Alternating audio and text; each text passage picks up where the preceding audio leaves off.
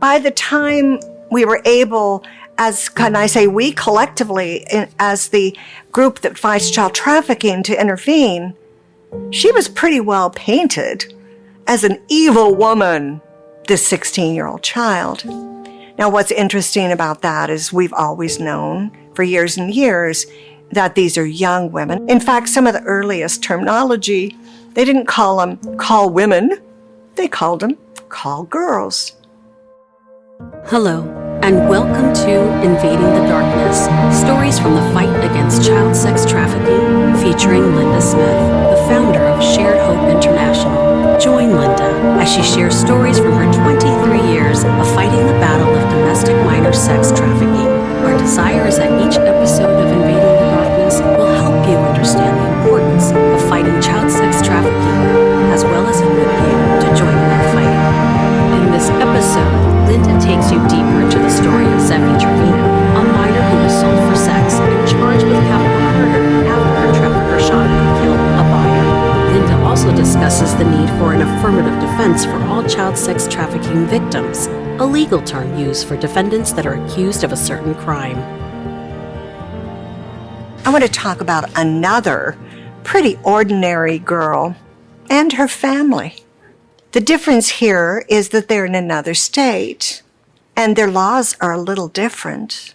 But you see, Zephi is up for criminal charges for being a part of a murder that was committed by her trafficker and his friend as they were beating and shooting two of the buyers brought to the house where they were selling Zephi.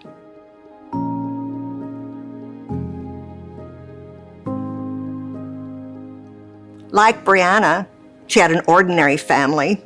Like Brianna, she was in sports. Like Brianna, she was a good student, but an older boyfriend wooed her online. When I heard about this case, she was already fully brushed, as if they had put a brush on her forehead and wrote the letter P, prostitute. Very, very difficult to read the headlines of this child who was a part of one of the most common trafficking tactics that we've defined being used all over the United States and, in fact, the world. In the Netherlands, they call this type of trafficking and trafficker lover boys. Building a relationship with an older boyfriend, sometimes an older teen, sometimes a young man in their 20s, and the girl eventually thinking, he's pretty cool.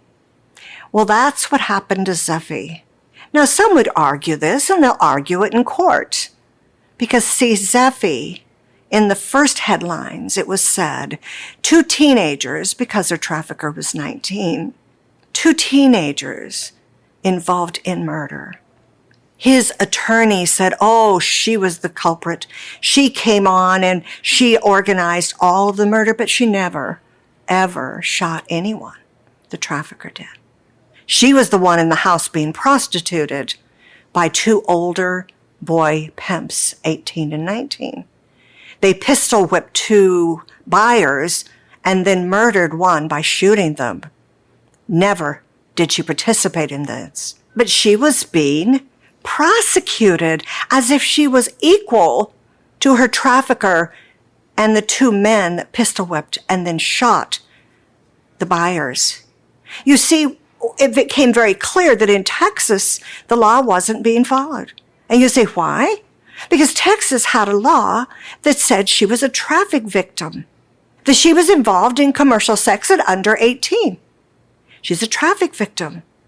Well, all of a sudden, you started seeing her inadequate defense because her attorney did not plea. This girl was a traffic victim. This is how trafficking works. Most of these girls have an older boyfriend. Some of you listened to another podcast where you heard it chosen from Brianna and Lacey. You see, this was common, but in that community where most people didn't really understand trafficking, they could get away with headlines that say that they were boyfriend and girlfriend, and never say a thing about the fact that under the state law of Texas, because she was in commercial sex, she was a traffic victim. I looked further and I'm going, why didn't they do that? Why didn't they bring that defense? Well, the majority of states say that comes up first when a child's in commercial sex, that this is a traffic victim, and it's called an affirmative defense. It just means it can be brought up as one of the defenses. So therefore, it informs the case and uses the current law. But you see, no one had done that because Texas doesn't have that defense. The trafficked child's attorney doesn't have that ability. It was very hard to understand in this case if her appointed defense attorney knew that or not, because it looked like, when I started watching it and becoming involved, that she was actually in the process of them recommending she plea bargain to around 10 years.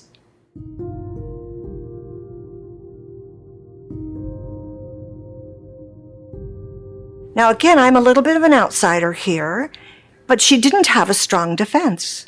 While this time was happening, though, what was important is the defense for the trafficker.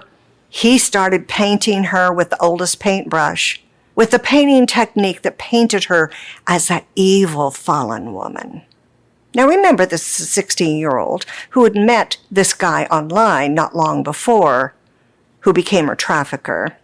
But she was just this evil person who had arranged all of this. And in fact, she put herself online to market herself. Now you realize also that most pimps require the victim of trafficking, the person they've snared, they've wooed, to be the person that actually places themselves online. This was common too.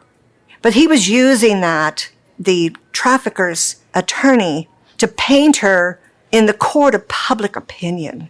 By the time we were able, as can I say, we collectively, as the group that fights child trafficking, to intervene, she was pretty well painted as an evil woman, this 16-year-old child. Now, what's interesting about that is we've always known for years and years that these are young women. In fact, some of the earliest terminology, they didn't call them call women, they called them call girls. This has been a young market for many, many, many years with the changed language, but I'm not going to go there right now. They started painting her word by word, defining her as a prostitute, a definition saying she was responsible for being prostituted. But none of that makes any difference under the federal and state laws. Usually, not even usually, no. None of that makes any difference. A child under 18, under the federal law, who is in commercial sex is a victim of trafficking. Period. There is no reason that she should have been brought up and charged in public opinion or with any legal charge as a co-conspirator to the murder committed by her trafficker. Now today, Zephi is living through a trial, and many people are standing with her, and we're standing with her saying, wait a minute, the law in Texas needs to be changed. In other states, it wouldn't let that be a defense. It's not the only defense, but at least it's a defense, and the law as it is, and the fact that that child's a traffic victim is brought up, and the conditions that create trafficking are brought up early as one of the pleas. You see, because that can't be brought up. If they say, as the person who trafficked her said, she's not a traffic victim.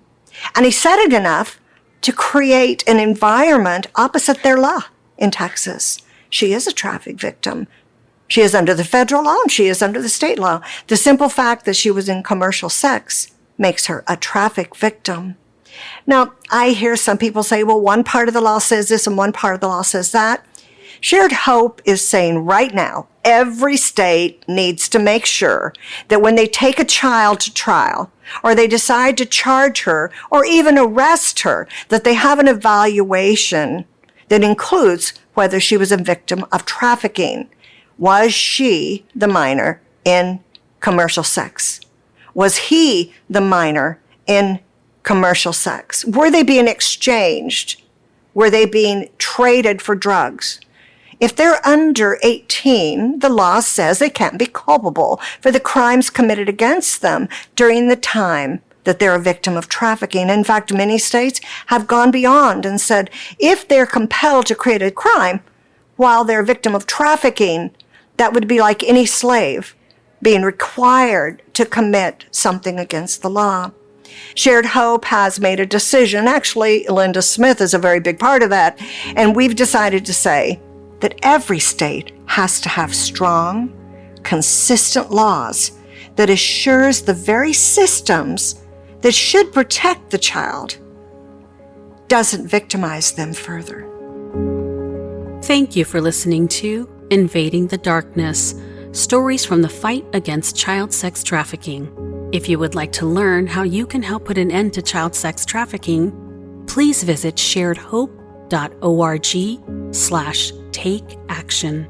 New episodes of Invading the Darkness are released every Tuesday at 9 a.m. Pacific. If you have enjoyed this episode, please consider leaving us a 5-star rating as well as a written review. Join us in episode 4 and hear the process Linda went through to write the book Renting Lacey. You will also have an opportunity to download a free copy of the audiobook.